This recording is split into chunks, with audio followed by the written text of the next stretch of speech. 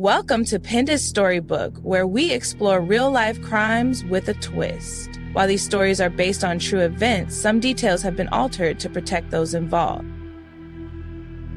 In one of the most shocking fraud cases in recent history, a woman who once claimed to be feeding children instead fed her own greed, to the tune of $250 million. But how did someone so trusted fall so far?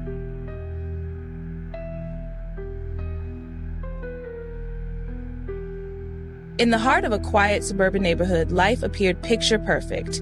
Children played outside, neighbors exchanged warm greetings, and at the center of it all was Jessica Miller, a well-liked second-grade teacher known for her kindness.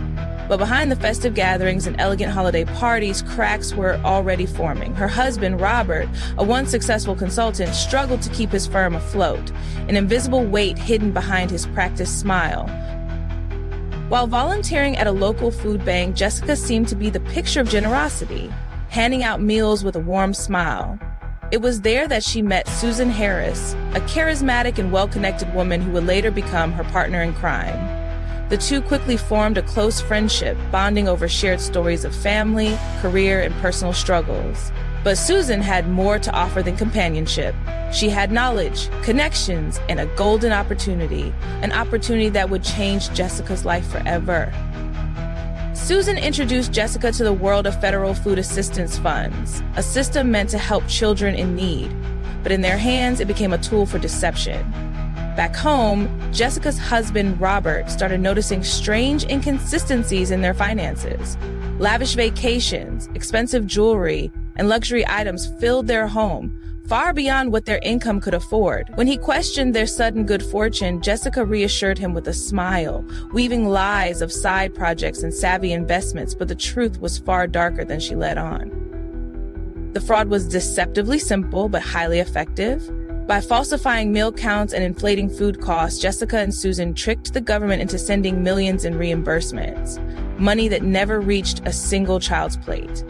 Fake documents were submitted, forged meal logs painted a picture of a thriving program, and bank accounts swelled with illicit funds. But instead of feeding hungry children, the money was funneled into luxury purchases, funding extravagant lifestyles built on lies.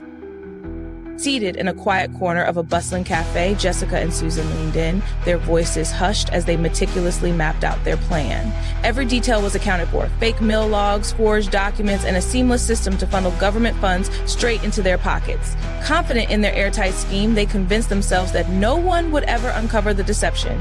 They had studied every loophole, anticipated every question, and eliminated any trace of mistakes. To them, it was the perfect crime, one that would keep them living in luxury without consequence. Or so they thought. With millions at their disposal, Jessica and Susan indulged in a life of excess. Luxury cars, sprawling mansions, designer shopping sprees, and extravagant vacations. But while they basked in stolen wealth, the reality for struggling families was far different. Food banks remained empty, and children who depended on these programs went without meals. Even Robert, once content with Jessica's reassurances, couldn't ignore the signs forever. The sudden wealth, the secrecy, the unexplained deposits, it all pointed to something sinister lurking beneath their newfound fortune.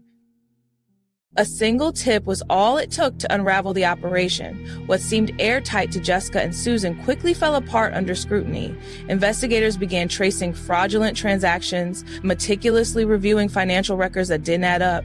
Suspicious wire transfers, inflated expenses, and fabricated meal counts painted a damning picture. As the audit deepened, shocking inconsistencies surfaced. Too many to ignore. The authorities had seen enough. The walls were closing in, and it was only a matter of time before justice came knocking. As investigators dug deeper, Jessica felt the weight of the audit pressing down on her. Every day she anxiously checked the news, dreading the moment their names would surface. She barely slept, her mind racing with worst-case scenarios. But Susan remained unfazed. With a smug confidence, she waved away Jessica's fears. "We covered every detail," she reassured her. "They won't find anything. Just stick to the story and we'll be fine."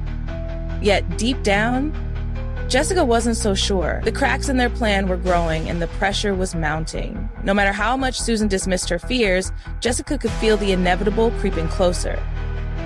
Jessica was in the middle of a lesson when the sound of approaching footsteps caught her attention. The classroom door swung open and 2 federal agents stepped inside. The room fell silent as curious students looked on. "Jessica Miller, you're under arrest for fraud and conspiracy," one agent announced. The weight of their words hit her like a freight train. Hands trembling, she barely registered the cold metal of the handcuffs snapping around her wrists. Across town, Susan was on her way to the food bank, her usual confident stride unshaken, until she noticed the unmarked cars pulling up beside her. Before she could react, agents surrounded her. The women who once believed they had committed the perfect crime were now facing the harsh reality. There was no escaping justice. The cold, sterile walls of the prison visitation room felt suffocating as Jessica sat in silence, her orange jumpsuit a stark contrast to the lavish designer outfit she once wore. Her hands fidgeted on the table, but she couldn't bring herself to look up. Robert entered, his face etched with exhaustion and disappointment. He took a slow seat across from her, searching for answers in the woman he thought he knew. For a moment, neither of them spoke. The weight of everything, the lies, the betrayal, the fall from grace, hung heavy between them. Finally, Robert broke the silence. "Why, Jessica? What do I tell our kids, our family?" Jessica opened her mouth, but no words came. There was no justification, no excuse, just the deafening silence of regret. The courtroom was silent as the judge delivered the sentence. "For your flagrant role in this scheme, you are hereby sentenced to 43 months in federal prison." Jessica sat motionless, her expression unreadable. The weight of reality pressed down on her, but no amount of regret could undo what had been done. Later, in a tearful goodbye, she clutched her children tightly, struggling to find the words to explain why she had to leave. But how do you explain betrayal to those who trusted you the most? Her sentence was a fraction of the damage done, a mere 43 months behind bars. Justice, perhaps? But was it enough? While Jessica played a role in the scheme, the true mastermind was Susan Harris. She had orchestrated the fraud from the beginning, luring Jessica in with promises of easy money and a foolproof plan.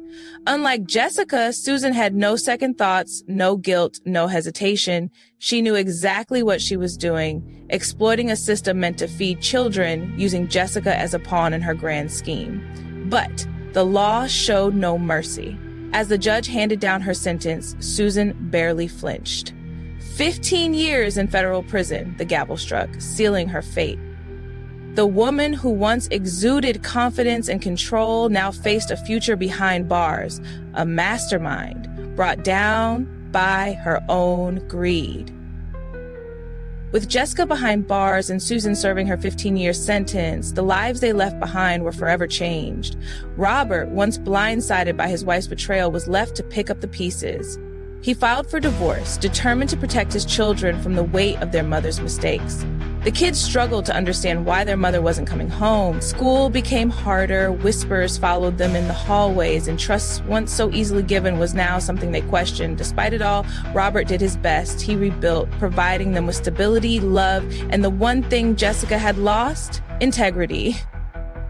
We never truly know people or what happens behind closed doors. Was this greed, desperation, or just a crime of opportunity? Let us know in the comments.